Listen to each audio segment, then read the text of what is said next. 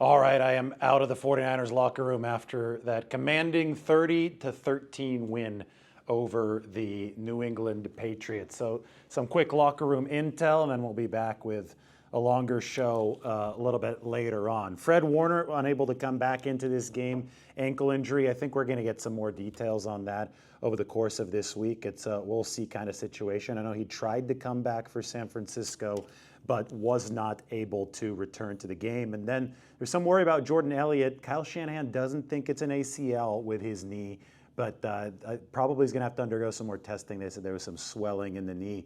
49ers a little thin at defensive tackle. I think one of the themes of this game was the play that they got from the defensive tackles who were available was really good. Malik Collins, excellent. Kevin Givens, 2.5 sacks in this game. Evan Anderson, he was one of the last guys in the locker room. Nick Bosa congratulated him on the way out. Rookie who had to fill in at defensive tackle for the 49ers and did a good job of that. First play, I saw Evan Anderson come into the game today, took on a double team. So the run defense was solid for San Francisco, and that was the mission. Talk to anybody in the locker room, they're talking about New England was going to run. They were going to run heavy at the 49ers. San Francisco was going to have to be up to the challenge, and they indeed were in this turnaround defensive performance. So anyway, I was in that locker room. Sam O, great interview with Sam O, talking about the adversity that he's overcome to reach the level he's at now with the punch out today. Great fumble there created by the 49ers early. Gave a little credit to Fred Warner, who's the punch-out master. Obviously, Warner delivered a Hall of Fame caliber play on the pick six, and the 49ers will hope that he's ready to go against Arizona tomorrow. Kyle Juszczyk, you probably saw that Juszczyk was back there fielding a punt. So Jacob Cowing hurt his shoulder, and Ronnie Bell was inactive today. Kyle Juszczyk is the 49ers emergency punt returner. They really trust his hands. He's not the quickest guy on the team, obviously, but he can move decently well, and there was no way that he was going to fair catch that one, his first NFL punt return. I asked Kyle if he's ever returned a punt in a game at any level, and he said that he thinks he might have returned one as a freshman in high school, but he's not sure. So imagine that, your first punt return coming at the NFL level, 9-yard return for Kyle Juszczyk. Not bad in this game. I mean, you can't take that for granted. 49ers already had one special teams disaster, and they had one in 3 straight games with Isaac Guerendo fumble. So Kyle Juszczyk made sure that there would not be another special teams catastrophe for the 49ers. Credit to Chris Conley. This guy played the game really sick. He said his head was throbbing, kind of just leaning back at the chair at his locker. I kept my distance, didn't want to get too close. Kyle Shanahan walked by, congratulated Chris Conley, gave him props for coming through in a game where he wasn't feeling well. It's been a bug going around the 49ers locker room.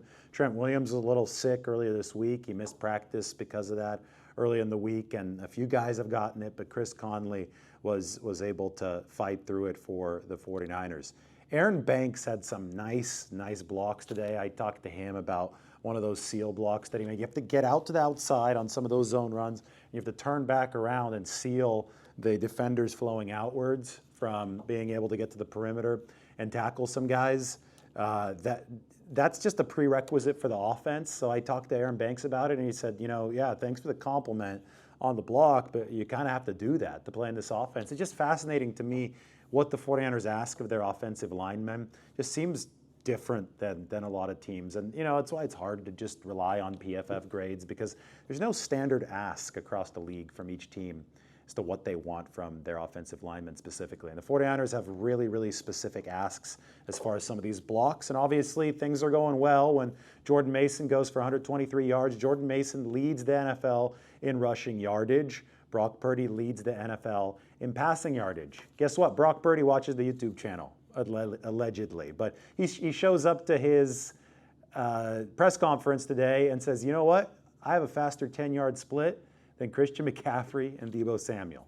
And who's been talking a lot about the 10-yard split for a long time. This channel's been talking about it for a long time. So Brock Purdy knows he's got a 1.54, 1.55, 10-yard split. True, it is a little bit faster than McCaffrey's and Samuel. It's one of the miraculous things about Brock Purdy, because the 40's not that fast, but he's got enough to burst away from defenders, probably because he's quadzilla. Got that strong lower body, but it's so big, those quads are so big that after 10 yards, really slows him down. Anyway, he was scrambling all over the place today. I know the 49ers offensive line is probably better run blocking than it is at pass protection.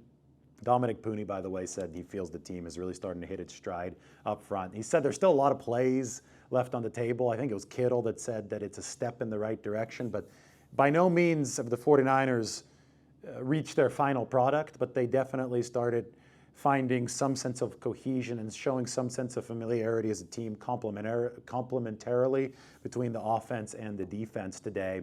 And that was big, just from a larger picture view. September has ended. 49ers are 2-2, ready to take it to another gear in October, and typically this team hits its full stride in November.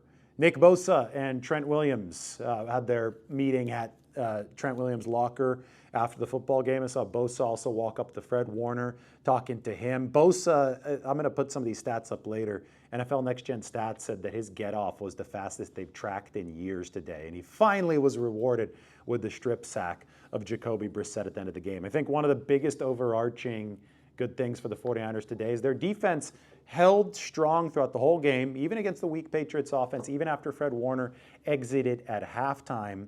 And so they're operating even without, the MVP, the star, the defensive player of the year on that side of the ball. But the pass rush was strong throughout this whole game, even though they had just lost Javon Hargrave, even though that they're obviously a little thinner than normal on the defensive side of the ball. And Bosa and the game that he had, the get-off that he had, I think, big credit for what the 49ers pass rush was able to do through this game. Bosa also held a meeting with the 49ers defensive linemen last night, Saturday night, where he pointed out, said, if you go on social media, it might seem like the building is burning down.